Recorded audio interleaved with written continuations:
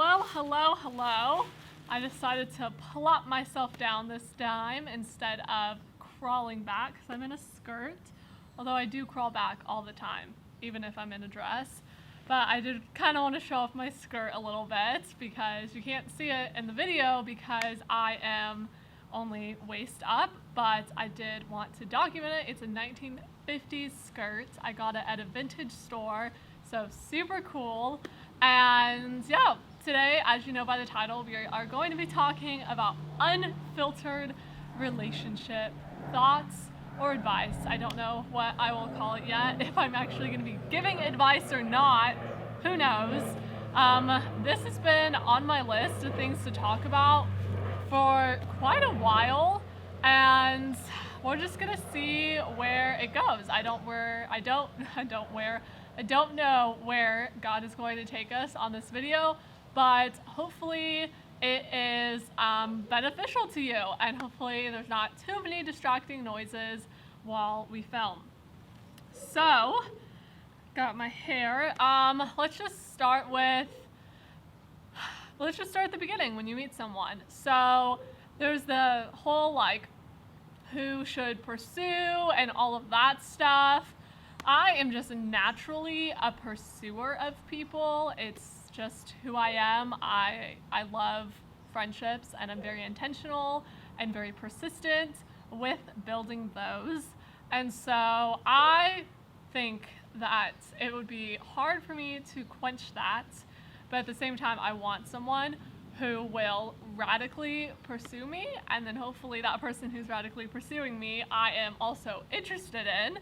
Win-win if that was the case. But yeah, I don't want to feel like I'm the one pursuing. I want to be pursued. Obviously relationships are two-way streets, but I would want there to be a pursuit. I would want to be very clear from them that they want to be with me, that they feel like God is leading them to be with me, and prayer I think is super important, and to take things slow. I know people kind of take things slow nowadays with the whole talking phase, but to me that's just pseudo dating. When I say take things slow, I mean even in the pre-talking phase, evaluation phase, or whatever you want to call it, I think that should be taken really slowly before you get too attached, because once you're attached to that person, there's momentum going, and it's really hard to stop that. And so I think it's better to prayerfully consider if you're interested in someone before asking them out is really important. And obviously everyone's timeline is different. I think there is a thing of waiting too long, because that's not good. You don't want to confuse someone. And I think that's another huge thing, is that you won't be confused. Neither the guy nor the girl should be confused if they like each other, or what their intentions are, or what they want, and none of that. Be a mature adult and communicate with the person, and be upfront and let them know where you're at and where you want to go. So I think that's super important.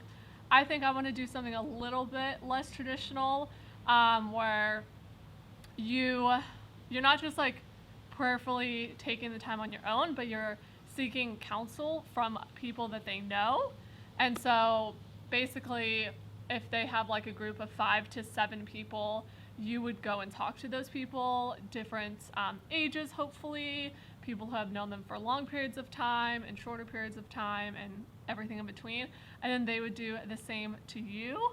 And so hopefully that would give you guys a good sense of who the person is, kind of being a little bit more objective and not just getting carried away with your feelings, kind of like a modern day courtship or arrangement of some sort. I just think it's important to weigh in on the people in their lives and people closest to them, and just kind of go in with your eyes open. So that's something I would really love to implement, but who knows if that will happen. But yeah, and then I think another huge thing is, like I said, you don't want to be so slow where you're not making commitments and you're not being clear, direct, or you're not moving forward, but you don't need to speed things up either, because if it's from the Lord, if this is something that God wants you to enter into, whether it's only for a dating season or it's for the potential of marriage, there's no reason to rush because it's from God. And so his timing is perfect. And if you're meant to get married one day, then you don't have to have that anxiety of why aren't things happening, or we need to be here and we're not there yet, or whatever it may be. And I think that can go if things are going too slow, but also if God is moving you faster, that's very countercultural nowadays. But if God is clearly moving you in this direction pretty quickly, then by all means, if you are, in a way, like I said, taking things slow in the sense that you are evaluating, you're taking time to yourself, you're seeking counsel with others, you have accountability, like all of that, then if it's very clear from the Lord and he is lining everything up for you to get married and it's clear that you should, then go for it. There's no reason to arbitrarily wait for a specific date, or because your parents want you to graduate college, or because you must date for a year, or whatever it may be. I think all of those things are just so arbitrary. And if this is from the Lord, he will work things out and you will be taken care of financially and spiritually and emotionally and all that stuff. So it's kind of how I feel about it. You don't really see people get married super fast. With Christians, you do so a little bit more often. But even anything under, I think, 6 months is pretty radical. Yeah, definitely if it's under a year, that's like, whoa, that was fast. But if it's under 6 months, that's even faster. So it definitely kind of shocks people a little. But, you know, especially if you want purity to be a thing and you want to honor the Lord with that, that is a huge reality of relationships. And then also, again, if it's clear from God and he's lining things up, then why would you withhold yourself from that blessing of marriage if all of that is going for you? Another thing is just marriage in general should be taken really seriously as a covenant before the Lord. I know it's so easy in our culture, day and age, and even the church, you know so many people who were divorced or who have been divorced, and Satan's lies are enemy. The enemy can get inside of you and be like, well, you know, if there's adultery or if there's abandonment, then you can get divorced. But questioning, like, can you get remarried? Is that biblical? And things like that. Obviously, if you had already remarried and then became saved as a Christian, there's redemption and hope. I don't want to make this a whole divorce video, but it's just a very touchy subject because divorce has affected so many people, and marriage is not the same in people's eyes in the culture as it is in the church, and even in the church sometimes not even, which is really sad. Because you are making a vow and commitment, and you don't know who that person is going to be. You don't know if they're going to cheat on you. You don't know if they're going to abandon you. You don't know if they're going to abuse you, if they're going to become an alcoholic or addicted to drugs or whatever it may be. You don't know what is going to happen. If they get in an accident and they're suddenly a completely different person and you have a completely different life. So it should be taken seriously. It shouldn't just be like, oh, we've been dating for 2 years and we're having fun and I like him and he likes me and our families like each other and, you know, he's godly and things like that. All of those things are important. But there's also the reality of, do I want to bind myself to this person for life? And recognizing that things can change and all of that stuff. Like, is this the person that I want to fight life with and do life with? Hopefully I'm not too overblown. I've been really trying to lighten my videos because on the screen it's a lot darker, and then when I post it, or on the screen it looks very bright to me, and then when I post it, it looks darker. So hopefully this is good lighting. But yeah, so trying to think what else. Relationship thoughts. Accountability is super important. There's a wasp. Wasp better not come touch me. And I think isolation is also a huge thing that you need to be wary of. So kind of both go hand in hand. So accountability, I think you should have an accountability partner when you're entering a relationship before anything happens. Accountability for anything, like not just physical stuff, but it could be emotional or spiritual or just general accountability. You should have that lined up beforehand. It could either be a couple that you both agree on and you both go to like the wife and then the husband, or you could have your individual ones. I think it would be better if they know each other and or are married, because then they have that jointness to kind of help guide you both in a similar direction. And you have to like the direction that they're going to guide you in, so choose wisely. And yeah, so then that's important to have that lined up and for them to know, and you guys to kind of make that vow or oath or promise to each other, responsibility of, hey, you're my accountability partner. This is what it means to be an accountability partner. There's responsibility on that end. And I'm also going to put myself under you and submit myself under you to your authority, so I am held accountable by you. And I'm going to be open and honest with you, and I want you to be open and honest with me. And it's kind of like a two-way street. And if that doesn't already exist, when crap hits the fan, you don't have things in place, and then that's when you can become very isolated, because you could be dating and be going to church. You could have two separate communities that you go to, or you could have the same community, or it could be a mixture of both, whatever it is. You could be in community as an individual and be going to church and having fellowship and all of that stuff, but you can still be in isolation as a couple. I don't think people understand that. But it's super important to know the difference.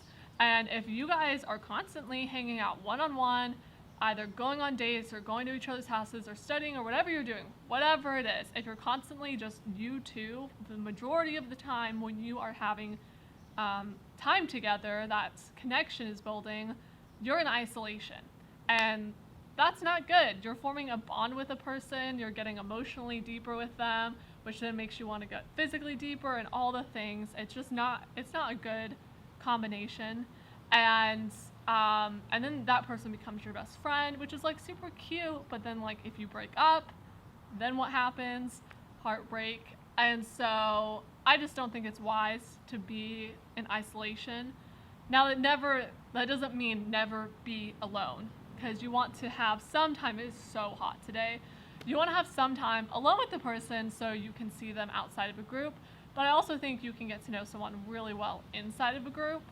Sometimes even a little bit better, because there's just different dynamics, and by just watching and observing someone in a group is super important. And I know a lot of people do that before they're dating, but I think it's equally important to do that after you date, because hopefully in marriage you're not going to be completely isolated. And that's another huge thing. It's like how you date is going to lead in how you do marriage. And if you are isolating while you're dating, you're going to be isolated while you're married. And that's terrible, because things change when you get married. I have a decent amount of married friends, and you can have fights, you could have problems sexually, you could be having financial struggles, you could be having different life directions that you want to go in, you could be fighting over housing things, of how to take care of the house or whatever it may be. You could have a myriad of problems. And if you don't have couples and people inside of the church and that community that you have, then you're just going to be struggling on your own, and it's not going to be good. You're going to be falling down a downward spiral that will be hard to lift yourself up on, rather than struggling but working towards things as you go. So I think that's super important, and to be open and honest. And I think at least how I want to live my life and the friendships I want to live is I think there's a huge thing. It's like people get married and they think, I'm married now, so I can't talk to my single friends about marriage because they don't understand, and this is secret, private, married stuff, and so I can't talk about this with them. That is so sad if you live your life like that. One, you're discounting single people and making them feel lesser than, whether you realize it or not, by basically saying you have no wisdom or advice or insight to offer because you're not married, so I can't go to you for this. And then you're also you're making it worse for them when they get married, because they're not getting a true holistic picture of marriage. And I think sometimes as well, you hype up marriage so much, especially if you're a Christian in the church. It's like marital bliss and awesomeness and life is great. They're my favorite person in the world. I love them forever after. Every day with you is amazing, blah, blah, blah. Like, whatever all the captions say on Instagram, and you ask them on the phone and they tell you. But that's not always the reality. And so, one, you have to humble yourself and be like, hey, marriage is hard. And these are the things I struggle with. Maybe other people struggle with this, but this is what we struggle with. And being open about that, even if it's not the norm of like, oh, we have fights about finances. Like, maybe that's not your struggle. Maybe your trial in your marriage is something completely different. But God gave you that trial so he could sanctify you and help give glory to himself when you tell other people. And so I think that's so important. And and I think also with the church, marriage is kind of seen as this like leveling up. And it's like, oh, I'm married now, so like I'm more sanctified and holy. But married people, you have the same problem if you live in that lifestyle, because people who have children are like, oh, you don't know what love is until you have a child, and true selflessness and blah, blah, blah, blah, blah, blah. And so just like, let's get rid of that toxic energy in the church. God has placed each person in a specific season in life because he knows that that's what they need to be holy. So yes, maybe you need to be married to be holy, but maybe this person needs to be single, or this person needs to have children, or this person needs to lose a loved one, or have job struggles, or whatever it may be. You never know what it is, or get a new job promotion to be sanctified and to be more like Christ. And so neither one is better or worse than the other. They're just different, and they each have blessings because of them. And so I think having that open dialogue between married people and single people, bringing married people into your single life and single people into your married life, I think is super beneficial. And yeah, I don't know what else I want to say. That was kind of a little rant on marriage. Not really, I guess it's still relationships, but it's not really dating particularly. I guess I would also say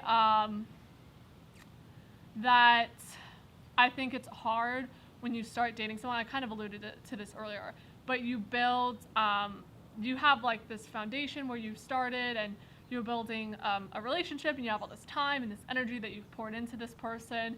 And at one point you thought you wanted to get married, but now God may be bringing you in two different directions, whether that's distance or job-wise, lifestyle, ministry, whatever it could be. And so I think it's really hard to rip that apart, because it's been X amount of years and you've done all this time and effort into pouring into this person, and you wanted to marry them at some point, but now life is different. And so I think that's really complicated, which is why I also think you shouldn't date for a really long time. So I just, especially if you're a Christian, you're just adding sexual temptation, and just, it's going to feel like a divorce in a way. If you've had X amount of years, like, that is a long time to rip that apart. And so the sooner the better. I think there's also like, give people a chance, and you don't know, and blah blah blah. But it's like, the second that you feel that tug on your heart from God of, we should break up, seek counsel and prayer about it immediately. And it's probably because he wants you to break up. Maybe it's not because of that. Maybe you just have to go through a trial and you have to work through some stuff. Maybe you have abandonment issues or anxiety, and so that's your impulse, is to break up. So that's not always the case, meaning that you should break up, but it definitely should be examined as to why you're leaning that way. Even if it's not something that you should listen to, you should still listen to it and figure out what the root of that is. And so, yeah, but don't date for years on end. This is why I don't think dating in high school is wise, even in college, because unless you have that serious conversation in college of, this is where I'm headed, this is where I'm going, this is where I want to be, are you going to follow me down this path? Because unless you're having those conversations, even college students don't know what happens when you graduate and then you start living life and you're like, oh, I'm going in a completely different direction. than I thought I was going to go, and where does this leave us? So things like that should be considered, and that's why I'm pro get married in college if that's what you feel God is calling you to, because then you have that jointness and that oneness, because when you're dating, you can make different life decisions. You can move somewhere or take a job somewhere or do whatever you want because you don't have that covenant. And so if and that's just going to cause strain. So if you do feel like I want to marry this person, then become a team and become one flesh and do it that way. Just know that that brings its own difficulties and hardships. So overall, there's no formula with relationships. Everyone has their own life experiences, which causes them to give certain advice or to have certain perspectives. Before I was in a relationship, I just kind of took the outside world of people that I knew and what they told me and what I saw, and then I kind of formulated something for myself. And now that I have lived a relationship, a lot of things are still similar, but a lot has changed. I would do relationships very differently. I kind of alluded to the whole like taking it slow, and I just alluded to different things with that. Some things were still alluded by other people, so you don't know which one is alluded from me or alluded from my friends and things like that. But if God wants you to be together, you will be together. And if you need to break up for a season, then break up for a season.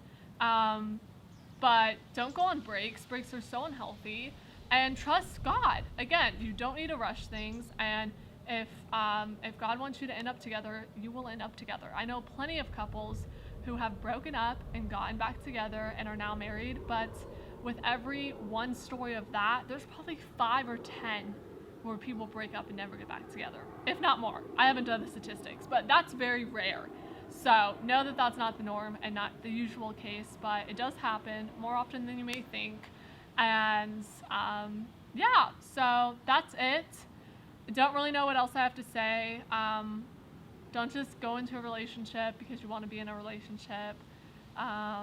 Being content in your singleness is something that is super important, so you don't make the person an idol, and you have your relationship with you and God first synced up and really strong. And yeah, I could ramble about all different topics like this: marriage, relationships, dating, all of that. But I think that is all I will do for now. If I think of anything else in the future, I will do a part 2. I'm sure there's many more things I could talk about. So if you have questions down below about relationships, please let me know, and I would love to do it because I think this is really important to talk about, and I would love to explore it more. So I hope you have a great day. I hope the lighting wasn't too bad. My foot is definitely asleep and it's very hot outside, so I'm gonna go inside and oh man, my foot is literally asleep. Wow. I sit crisscross applesauce, so I like stopping the blood circulation. So yeah, have a great day, everyone. I will try to stand up so I can turn off the camera. So yeah, just enjoy some fun footage of me trying to stall before I get up because I don't want to fall over. Fun fact, my aunt actually twisted her ankle once because her foot was asleep and she got up. Okay, bye.